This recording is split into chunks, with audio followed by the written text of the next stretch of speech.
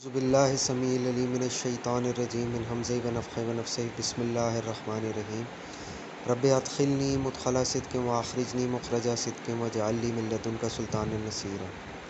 السلام علیکم ورحمۃ اللہ وبرکاتہ۔ مصروفیت کی وجہ سے کافی دن تک میں کوئی ویڈیو نہیں بنا سکا۔ آج ایک مختصر سی ویڈیو کے ساتھ حاضر ہوں۔ اس کا موضوع ہے جاوید احمد غامدی صاحب کا جو حدیث عمار پر کلام ہے۔ آئیے ذرا پہلے وہ کلام سنتے ہیں۔ صفین کی جنگ سیدنا معاویہ کے اور ان کے مابین ہوئی، اس موقع کے اوپر انہوں نے یہ بات کہی۔ اچھا، اس طرف سے یعنی دوسرے فریق کی طرف سے مصحف اٹھا کے کہا گیا قرآن کے مطابق فیصلہ کر لیتے ہیں۔ اس کا جواب اس سے بہتر کیا ہو سکتا تھا کہ قرآن میں تو اصول بیان ہوتے ہیں، ان کی تو پھر انٹرپریٹیشن اور تعبیر میں جھگڑا ہوگا، یہ تو رسول اللہ فیصلہ فرما چکے ہیں۔ بہت اہم نقطہ۔ اس وجہ سے وہ اگر قرآن اٹھا رہے تھے تو ادھر عمار بن یاسر کا لاشا موجود تھا۔ وہ تو گویا بول بول کر کہہ رہا تھا کہ رسول اللہ فیصلہ فرما چکے ہیں۔ تو سیدنا علی نے اس کا کہیں ذکر کیا نہیں، ان مخالفین کے سامنے کیا۔ نہیں، جس وقت مصحف اٹھا کے کہا گیا کہ آئیے اس کی روشنی میں فیصلہ کر لیتے ہیں، انہوں نے اس کا حوالہ دیا۔ نہیں۔ تو اس وجہ سے یہ بات جو لوگ کہتے ہیں ان کو تھوڑے وقت کے لیے ذرا توقف کر کے سوچنا چاہیے وہ کیا بات بیان کر رہے ہیں۔ پہلی بات یہ معاف کیجیے۔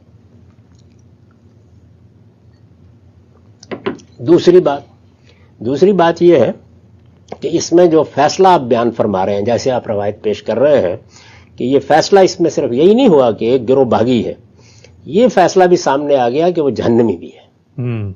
تو یہ جنت اور جہنم کے فیصلے اخبار احاد کی بنیاد پر ہوا کرتے ہیں، اور وہ بھی صحابہ کرام کے بارے میں، اور وہ بھی صحابہ کرام کے بارے میں۔ اس میں غامدی صاحب سب سے پہلی بات تو یہ فرما رہے ہیں کہ حضرت علی رضی اللہ عنہ نے اس حدیث سے استدلال نہیں کیا، اور دوسری بات یہ فرما رہے ہیں کہ یہ خبر واحد ہے، اس سے جنت اور جہنم کا فیصلہ نہیں ہوتا۔ تو سب سے پہلی بات جو حضرت علی رضی اللہ عنہ نے اس حدیث سے استدلال نہیں کیا، تو اور جس طرح سے انہوں نے بات کی کہ قرآن مجید غیر اطلاقی اور نبی صلی اللہ علیہ وآلہ وسلم کی جو حدیث ہے وہ اطلاقی ہے، جو کہ نبی صلی اللہ علیہ وآلہ وسلم نے اس کا اطلاق فرمایا، تو وہ ایک کنفرمیشن ہوگی کہ قرآن مجید کے جو احکام ہیں ان کا اطلاق کیسے ہوتا ہے۔ تو اس میں غامدی صاحب کا جو فہم و فراست ہے وہ میں خاص طور پہ سمجھتا ہوں اس کو کہ وہ کافی کم علمی ہے ان کی، کیونکہ آپ دیکھیں کہ اس حوالے سے موجود ہے کہ حضرت عبداللہ بن عمر نے حضرت معاویہ رضی اللہ عنہ کے سامنے یہ فرمایا تھا کہ عمار کے جب ان کو قتل کی خبر ملی تو انہوں نے فرمایا تھا کہ میں نے نبی صلی اللہ علیہ وسلم کو یہ کہتے سنا کہ عمار کو باغی جماعت قتل کرے گی، تو حضرت معاویہ نے حضرت عمر بن العاص کو یہ اس وقت فرمایا تھا کہ ان کو چپ رہنے کے لیے کہا تھا۔ تو یہ دوسری طرف سے دوسرے گروہ کو بھی یہ معلوم تھا۔ پھر ایک روایت میں یہ الفاظ بھی ملتے ہیں کہ حضرت معاویہ رضی اللہ عنہ نے یہ فرمایا تھا کہ ان کو تو حضرت علی کے گروہ نے شہید کروایا یا قتل کروایا۔ تو حضرت علی رضی اللہ عنہ کو جب یہ خبر پہنچی تو انہوں نے کہا کہ سبحان اللہ، کیا یعنی کہ حضرت حمزہ کو عہد میں نبی صلی اللہ علیہ وآلہ وسلم ساتھ لے کر گئے تھے، تو کیا حضرت حمزہ کو نبی صلی اللہ علیہ وآلہ وسلم نے قتل کروایا تھا؟ تو یہ غامدی صاحب کی کم علمی ہے، ان کے مطالعے سے یہ چیزیں نہیں گزری ہوں گی، تو وہ اگر مطالعہ کرتے تو ان کو معلوم ہوتا۔ تو دوسری بات یہ ہے کہ دیکھیں غامدی صاحب جو الفاظ بیان کر رہے ہیں کہ نبی صلی اللہ علیہ وآلہ وسلم فیصلہ فرما کے گئے تھے، تو یہ جو نبی صلی اللہ علیہ وآلہ وسلم کی حدیث کے الفاظ ہیں کہ تقتلک الفیت الباغیہ، یا کئی جگہ پہ یقتل العمار فیت الباغیہ، عمار کو باغی جماعت قتل کرے گی، پھر کئی جگہ پہ یہ ایڈیشن بھی ہے، اس پہ بھی ہم ڈسکشن کرتے ہیں جو غامدی صاحب نے بیان کیا۔ تو یہاں پہ کہیں ایسے الفاظ نہیں ہے کہ نبی صلی اللہ علیہ وآلہ وسلم نے یہ وہ اسپیسیفک موقع پر حضرت علی رضی اللہ عنہ کے ساتھ جنگ کے حوالے سے یہ حدیث بیان کی تھی، بس نبی صلی اللہ علیہ وآلہ وسلم نے ایک ہنٹ دے دیا تھا، اور کہیں پہ کسی جگہ یہ مینشن نہیں ہے کہ نبی صلی اللہ علیہ وآلہ وسلم نے یہ فرمایا کہ یہ عمار کو وہ باغی جماعت قتل کرے گی جو حضرت علی رضی اللہ عنہ کا مقابلہ کرے گی۔ تو اس حوالے سے ایک اور روایت بھی ہے، حضرت خزیمہ بن ثابت کی روایت ہے، اس میں اگرچہ اختلاف ہے لیکن بہت سارے محدثین نے اس سے صحیح بھی مانا ہے کہ وہ عمار کے قتل ہونے تک انہوں نے جنگ میں خاموشی اختیار کی رکھی، اور جب عمار کو قتل کر دیا گیا تو انہوں نے حضرت علی رضی اللہ عنہ کی طرف سے یہ لڑائی شروع کی۔ تو یہاں پہ غامدی صاحب ایک اور فہم کی انہوں نے جو غلطی کھائی اپنی کم علمی کی وجہ سے، کہ دیکھیں کہ نبی صلی اللہ علیہ وآلہ وسلم نے بات صراحت سے بیان نہیں کی تھی، تو وہاں پہ وہی بات جو حضرت معاویہ نے بیان کی کہ ان کو تو حضرت علی کے گروہ نے قتل کروایا. اور آج بھی آپ دیکھیں کہ بہت سارے لوگ اس چیز کا ذکر کرتے ہیں کہ جو حضرت علی کی جماعت میں حضرت علی کی جماعت کے علاوہ بھی صفین میں ایک گروہ تھا جو فتنہ پھیلا رہا تھا، تو عمار کو تو دراصل انہوں نے قتل کیا تھا. تو یہ اس طرح کے بہت سارے اعتراضات اس روایت پہ پہلے بھی اٹھائے جاتے رہے اور آج بھی اٹھائے جاتے ہیں. تو اب دیکھیں کہ یہ چونکہ صریح طور پر نبی صلی اللہ علیہ وآلہ وسلم نے اس کی یہ ڈیفینیشن اس کو ڈیفائن نہیں کیا تھا کہ یہ واقعہ کب ہوگا. اب نبی صلی اللہ علیہ وآلہ وسلم کو معلوم تھا ویسے، لیکن نبی صلی اللہ علیہ وسلم نے اس کو ڈیفائن نہیں کیا. تو اب جب کوئی چیز نبی صلی اللہ علیہ وآلہ وسلم نے ڈیفائن نہیں کی تو وہاں پہ کوئی بھی اعتراض رکھ سکتا ہے کہ ایک تو جس طرح کہ حضرت معاویہ نے کہا کہ ان کو تو حضرت علی کے گروہ نے قتل کیا کیونکہ ان کو وہ لا کے انہوں نے ہمارے تیروں کے سامنے کھڑا کر دیا. تو پھر کوئی بندہ یہ بھی کہہ سکتا ہے کہ یہ تو چونکہ روایت حدیث سب کو پتہ تھی یا بہت سارے لوگوں کو پتہ تھی، تو حضرت علی کے گروہ میں سے ہی کسی نے ان کو جان بوجھ کر قتل کر دیا ان کو حق پہ ثابت کرنے کے لیے. تو یہ بھی ممکن ہو سکتا تھا کہ یہ الزام بھی لگایا جاتا. تو یہ دراصل یہ حدیث نے جس طرح سے غامدی صاحب اس کو بیان کر رہے ہیں نا کہ یہ بالکل قطعی فیصلہ تھا، تو ایسا کوئی قطعی فیصلہ نہیں تھا اس حدیث میں کہ ان لوگوں کو پہلے سے پتہ، ایسا کوئی فیصلہ نہیں تھا، قطعی فیصلہ نہیں تھا اس حدیث میں کہ لوگ ایک دم فوری طور پر فکس کر لیتے. اور نبی صلی اللہ علیہ وآلہ وسلم کی جو پیشن گوئیاں ہیں حدیث میں وہ بہت کرپٹک ہیں. اگر ان کو لوگ اتنی آسانی سے ڈی کوڈ کر لیتے، اور خاص کر صحابہ جن کا فہم اور مرتبہ تو بہت بلند ہے، تو اتنے سارے فتنے واقع ہی کیوں ہوتے. یہ اللہ تعالیٰ کی آزمائش تھی کہ نبی صلی اللہ علیہ وآلہ وسلم کی پیشن گوئیاں اس طرح سے ڈی کرپٹ کرنا اور ڈی کوڈ کرنا آج بھی بڑا مشکل ہے کہ ان پر ہم کوئی قطعی طور پہ کوئی فیصلہ صادر کر سکیں. جس کی ایک مثال جو ہے وہ 73 فرقوں والی حدیث بھی ہے، وہ کہ اس پہ بالکل بھی کوئی ایگزیکٹلی ہم کوئی فیصلہ نہیں لگا سکتے یا ہم اس کا کوئی ایگزیکٹ فہم ابھی تک بیان نہیں کر سکتے. اور جب اس بارے میں فیصلہ ہوگا تو معلوم ہو جائے گا کہ اس کا صحیح فہم کیا ہے. بس اس کی وجہ سے جو ہمیں نصیحت دی جا رہی ہے ہم اس پر عمل کریں. تو یہ بات تھی کہ نبی صلی اللہ علیہ وآلہ وسلم کی پیشن گوئیاں ڈی کرپٹ کرنا، ڈی کوڈ کرنا آسان نہیں ہوتا.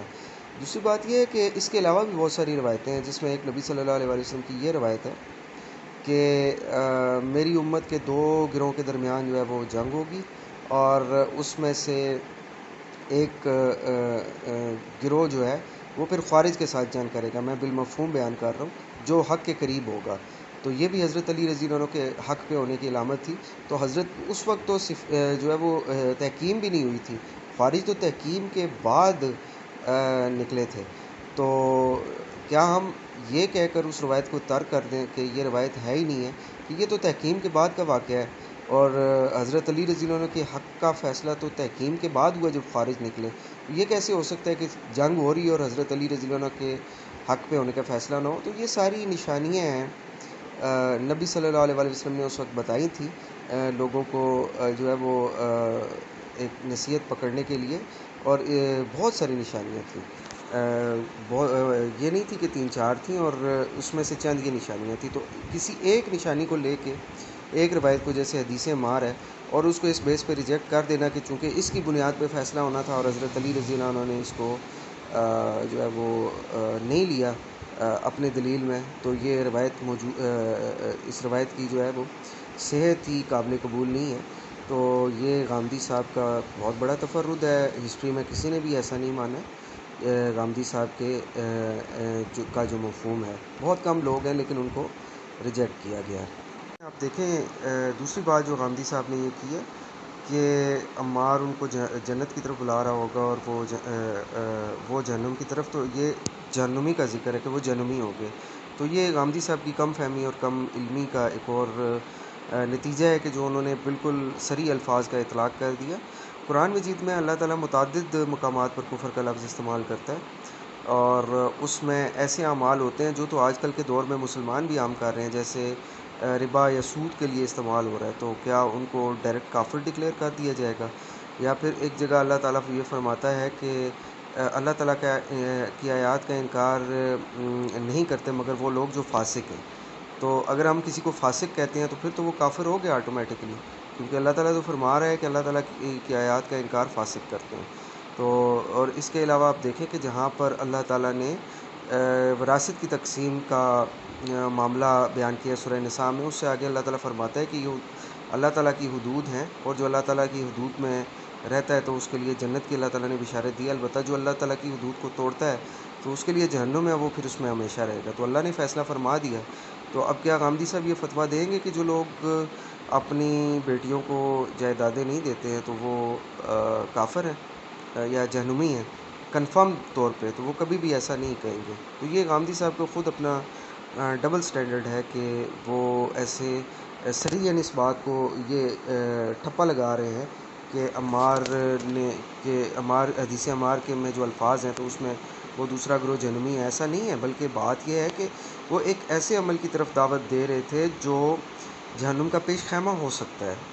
لیکن نبی صلی اللہ علیہ وآلہ وسلم نے ایک اور آپ روایت میں یہ بیان فرمایا، امت کو بتا کر گئے ہیں کہ جیسا کہ میں نے پہلے بیان کیا کہ میری امت کے دو گروہوں کے درمیان جنگ ہوگی، اور پھر اس کے بعد اس میں سے جو ایک گروہ ایسا نکلے گا جو اسلام سے ایسے نکل جائے گا جیسے تیر جو ہے وہ جسم سے نکل جاتا ہے، اور اس میں ان دونوں گروہوں میں سے وہ جنگ کرے گا جو حق کے زیادہ قریب ہوگا. تو یہ دونوں مسلمان گروہوں کا ہی حکم ہے. تو بات یہ ہے کہ وہ ایک عمل کی وجہ سے، یعنی کوئی بھی بندہ جو ہے وہ عمل کرتا ہے تو وہ ایسا عمل غلط ہو سکتا ہے، لیکن اس کا مطلب نہیں ہے کہ اس کی وجہ سے وہ صریحاً کافر بن جاتا ہے یا جہنمی بن جاتا ہے. یہ اللہ تعالیٰ کی تنبیہات ہیں، اور قرآن مجید میں متعدد مقامات پر ایسی تنبیہات استعمال ہوئی ہیں. تو غامدی صاحب کی نکارت اور کم علمی کہ انہوں نے یہ اس کو بالکل صریحاً کفر کا ٹھپا لگانے کی کوشش کی، جس طرح سے انہوں نے بیان کیا، تاکہ لوگ یہ سمجھیں کہ یہ روایت، اس کو ضعیف ثابت کرنے کے لیے انہوں نے ایسا فہم دینے کی اس کو کوشش کی ہے. اس کے بارے میں ایک اور موقف غامدی صاحب کا کہ یہ خبر واحد ہے. تو جو حدیث عمار ہے تقتلک الفیۃ الباغیہ یا یقتل العمار الفیۃ الباغیہ، تو یہ متعدد کتابوں میں متعدد علماء اس کی تصریح کر چکے ہیں کہ یہ حدیث متواتر ہے. اور جس طرح علامہ کتانی ہیں، علامہ سیوطی ہیں، ابن عبد البر ہیں، حافظ ابن حجر ہیں، بہت سارے لوگ صریح طور پر اور اس کے بارے میں فرما چکے ہیں کہ حدیث متواتر ہے، اور امت کے بڑے بڑے علماء اس سے حجت لے چکے ہیں. تو یہ بھی جو غامدی صاحب کی کم علمی ہے ان کا مطالعہ اس بارے میں نہیں ہوگا ڈیفینیٹلی. تو اس لیے ان کو مطالعہ کرنا چاہیے ان کتابوں کا جو متواتر روایات کے حوالے سے لکھی گئی ہیں، تاکہ ان کو معلوم ہو کہ یہ خبر واحد نہیں ہے، یہ حدیث متواتر ہے. تو اس کے علاوہ ایک اور میں آپ کو غامدی صاحب کا کلپ دکھانا چاہوں گا جس میں وہ ایک خبر واحد سے دلیل لے رہے ہیں.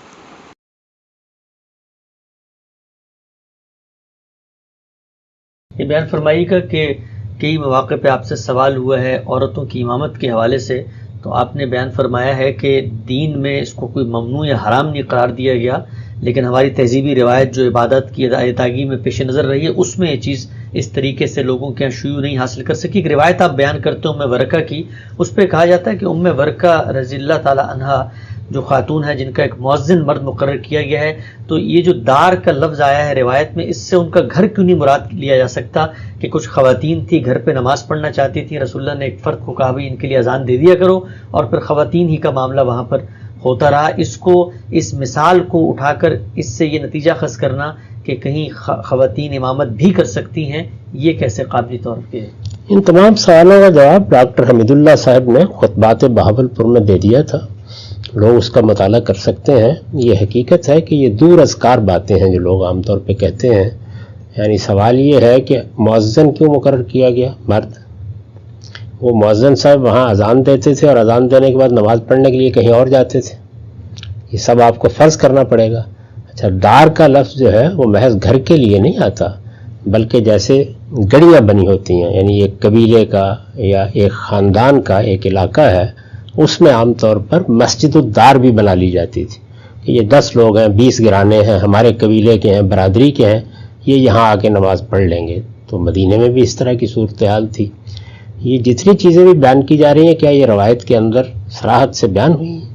جب صراحت سے بیان نہیں ہوئی ہیں تو فرض کیا جائے گا نا. فرض کرنے کی بنیاد کیا ہوگی؟ اگر یہ حرمت کا معاملہ ہوتا تو رسالت مآب صلی اللہ علیہ وسلم تصریح فرماتے اور یہ کہتے کہ میں نے برکہ تمہیں امام مقرر کر دیا ہے. اچھا، پھر یہ کہ وہ ایک ایسی جگہ کہ جہاں پر خواتین ہی کو آ کے نماز پڑھنی ہے اپنے طریقے پر، وہاں امام مقرر کرنے کی ضرورت کیوں پیش آ گئی؟ رسول اللہ کے زمانے میں تو مسجدوں میں آ کے عورتوں کا نماز پڑھنا کوئی ممنوعات میں سے نہیں تھا. مسجد نبوی میں آخر تک عورتیں آتی رہی ہیں، اس کے بعد بھی آتی رہی ہیں، یہاں تک کہ یہ فرمایا کہ لا تمنعوا اماء اللہ عن المساجد، یعنی جب مسجدوں میں عورتیں نماز پڑھنے آئے تو ان کو روکو نہیں. تو الگ سے اس کا اہتمام کرنے کی کیا ضرورت پیش آ گئی؟ اور اگر آئی گئی تھی اور یہ چیز ممنوع تھی تو پھر فرمانا چاہیے تھا کہ تم وہاں اذان دو گے لیکن نماز نہیں پڑھو گے. تو اس کے بعد تو یہ سنت قائم ہو جاتی. تو ظاہر ہے کہ ایک تہذیبی روایت ہے اور یہ اچھی روایت ہے، یعنی چونکہ مسجد ہے، اللہ کی طرف رجوع ہے، اس میں ایسی کوئی صورت نہیں پیدا ہونی چاہیے جو لوگوں کے اللہ تعالیٰ کی طرف رجوع میں خلل انداز ہو. مردوں اور عورتوں میں اللہ تعالیٰ نے ایک کشش رکھی ہے، تو یہ چیز کسی ذہنی اضطراب کا باعث نہ بنے. اس وجہ سے اچھا یہی ہے کہ جو ہمارے ہاں طریقہ رائج ہے وہی اختیار کیا جائے، یہی پسندیدہ ہوگا، یہی ہماری دینی تہذیبی روایت ہے. لیکن یہ کہنا کہ یہ دین کا حکم بن گیا ہے یا یہ سنت قائم ہو گئی ہے، اس کے لیے دلائل کافی نہیں.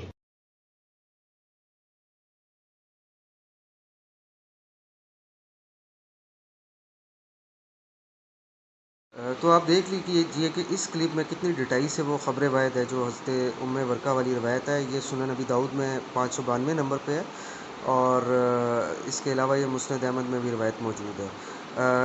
یہ پہلی بات تو یہ ہے کہ خبر روایت ہے، اور یہاں پہ غامدی صاحب خبر روایت سے استدلال کر رہے ہیں، اور امت کا ایک اتنا اہم مسئلہ جو ہے امامت کا، اس میں یہ کہہ رہے ہیں کہ عورت کی امامت ممنوع نہیں کی گئی ہے، اور اس سے دلیل پکڑ رہے ہیں کہ عورت امامت کروا سکتی ہے. تو یہ خبر روایت ہے. یہاں پہ ظنی اور قطعی کا کوئی مسئلہ غامدی صاحب کو یاد نہیں آیا، چونکہ انہوں نے ایک ماڈرنزم کو فروغ دینا ہے، ان کی ایک سوچ ہے کہ جس طرح سے وہ عورتوں کو آگے لے کر آنا چاہ رہے ہیں ماڈرنزم کی طرف، تو انہوں نے پھر خبر روایت سے بھی استدلال لینا ہی لینا ہے، اور وہاں پہ اپنے جو اصول ہیں ان کے جو ہے وہ مخالفت میں ہی چلنا ہے. یہی ڈبل سٹینڈرڈ ہے ان کا. تو یہاں پہ وہ خبر روایت جو حضرت برکہ کی روایت ہے، اس میں پہلی بات تو یہ ہے کہ ایک ولید بن جمی نامی راوی ہے، کبھی وہ لیلہ بنت مالک سے روایت کرتا ہے، کبھی اپنی والدہ سے، کبھی اپنی دادی سے، اور کبھی عبد الرحمن بن خلاد سے جو خود مجہول ہے. اور یہ لیلہ بنت مالک یا اس کی والدہ جو ہے اور اس کی دادیاں وہ بھی مجہولائیں ہیں، یعنی کہ ان کے بارے میں کہیں تصریح نہیں ملتی ہے کہ وہ ثقہ ہیں یا ضعیف ہیں. تو جرح و تعدیل کا کلام نہیں ملتا ہے، اور مجہول راوی کی روایت قابل قبول نہیں ہوتی. یہ بھی غامدی صاحب کو معلوم نہیں ہے، اور یہ روایت تو کہیں کسی جگہ اس سے کسی نے دلیل بھی نہیں پکڑی ہے، اور کہ غامدی صاحب بھی اس سے دلیل پکڑیں. بلکہ حضرت عائشہ تو جنگ جمل کا موقع پر اس لشکر کی لیڈر تھی، تو کسی نے یہ نہیں کہا کہ آپ سب سے زیادہ علم والی ہیں. تو غامدی صاحب اکثر یہ بھی دلیل دیتے ہیں نا کہ عورت جو ہے وہ اگر بہت زیادہ علم رکھتی ہو تو پھر امامت سے منع نہیں کیا گیا، امامت کروائے. تو حضرت عائشہ رضی اللہ عنہ سے زیادہ علم کون رکھتا تھا اس لشکر میں؟ حضرت عائشہ رضی اللہ عنہ سے کم و بیش 2500 احادیث روایت ہیں. تو کیا اس لشکر میں کوئی ایسے اصحاب تھے جن سے کوئی 1000 کے لگ بھگ احادیث کی روایت ہو؟ حضرت اللہ، حضرت زبیر، حضرت عبداللہ ابن زبیر، یا جس طرح اور دوسرے بھی صحابہ موجود ہو سکتے ہیں. تو حضرت عائشہ کے علم سے تو انکار نہیں تھا. تو کسی صحابی نے اس وقت یہ نہیں کہا کہ نبی صلی اللہ علیہ وسلم نے تو حضرت برکہ کو جماعت کے لیے کہا تھا، تو آپ بھی جماعت کرانے کی حقدار ہیں. کہیں کسی جگہ نہیں ہمیں ملتا ہے، اس کے بعد بھی کہیں کسی جگہ ہمیں نہیں ملتا. بڑی پڑھی لکھی خواتین اسلام میں رہی ہیں، تو کسی نے اس حدیث سے دلیل پکڑی ہو. تو یہ بھی غامدی صاحب کی کم علمی اور کم فہم ہے. اگر وہ انہوں نے شروعات حدیث پڑھی ہوتی جو کہ کتب ہے، تو ان کو معلوم ہوتا کہ اس حدیث سے کسی نے کوئی دلیل نہیں پکڑی ہے، یا اگر پکڑی بھی ہوگی تو بہت بعد میں جا کے، اور یہ بہت ریئر جس کو کہتے ہیں 0.001% کسی نے پکڑی ہو. تو اس کے علاوہ آپ دیکھیں کہ غامدی صاحب جو ہے وہ خبر روایت سے اس طرح سے حجت لے رہے ہیں، جبکہ دوسری طرف جو ہے وہ حدیث عمار کو خبر روایت کہہ کے ریجیکٹ کر رہے ہیں. یہ ڈبل سٹینڈرڈ ہے غامدی صاحب کا. اللہ تعالیٰ معاف کرے. غامدی صاحب کو سوچنا چاہیے اس بارے میں کہ شاید یہ بھی ہو سکتا ہے کہ ان کی یادداشت میں کوئی مسئلہ ہو، اور وہ بھول گئے ہوں کہ وہ خبر روایت سے حجت کئی دفعہ لے چکے ہیں. تو ان کو یاد کروانا چاہیے ان کے شاگردوں کو کہ آپ آلریڈی خبر واحد سے حجت لے چکے ہیں، تو اس حدیث سے بھی آپ کو حجت لینا چاہیے. تو یہ چند پوائنٹس کچھ لوگوں کی یہ خواہش تھی کہ میں ان کو الیبوریٹ کروں، تو میں نے الیبوریٹ کر دیا ہے. اس میں کوئی اسکرین شاٹس وغیرہ نہیں لگائے ہیں، ساری چیزیں لوگوں کے سامنے ہیں اور سب کو حوالہ جات پتہ ہیں. اس لیے مجھے امید ہے کہ کوئی ان حوالوں کو ڈھونڈنے کی ضرورت نہیں پڑے گی. بہت بہت شکریہ. اللہ حافظ.